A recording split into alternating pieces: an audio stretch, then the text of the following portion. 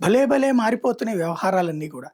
Amaravati quantum valley అనేది ఈ ఇమేజ్‌ని బాగా ప్రొజెక్ట్ చేశారు. అమరావతిలో క్వాంటమ్ వ్యాలీ రాబోతుంది, ఇట్లా రాబోతుంది.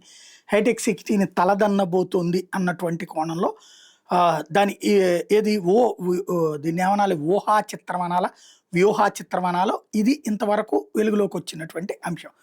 అయితే ఇప్పుడు సీన్ మారిపోయింది. ఇవాళ ఈనాడు రాసుకొస్తున్నాడు అంటే జనవరిలో ప్రారంభమైపోతుందని కూడా చెప్పారు. తీరా చూస్తే క్వాంటమ్ భవనం 2 అంతస్తుల్లో ఇది చాలా హెడ్డింగ్ పెట్టారు. కానీ ఇప్పుడు అది చూస్తే ఎన్ని అంతస్తులు ఉంది, ఇది చూస్తే ఎన్ని అంతస్తులు ఉంది.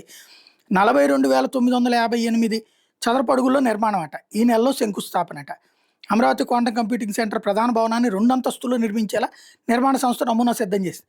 క్వాంటమ్ కంప్యూటర్ ఏర్పాటు దాని నిర్వహణకు అవసరమైన ఇతర విభాగాల ఏర్పాటుకు వీలుగా నమూనా రూపొందించి మొదటి అంతస్తు 21,517 చదరపు అడుగులు, రెండో అంతస్తు 21,441 చదరపు అడుగు కలిపి మొత్తం 42,958. ఇప్పటిదాకా చెప్పుకొచ్చింది ఏంటి, ఎన్ని వేలు ఎన్ని లక్షల చదరపు అడుగులు అని చెప్పుకొచ్చారు. తీరా చూస్తే 42,500 అంటే మన వైజాగ్లో బోల్డ్ ఎన్ని కమర్షియల్ కాంప్లెక్స్లకు ఉంటాయి అట్లాగా.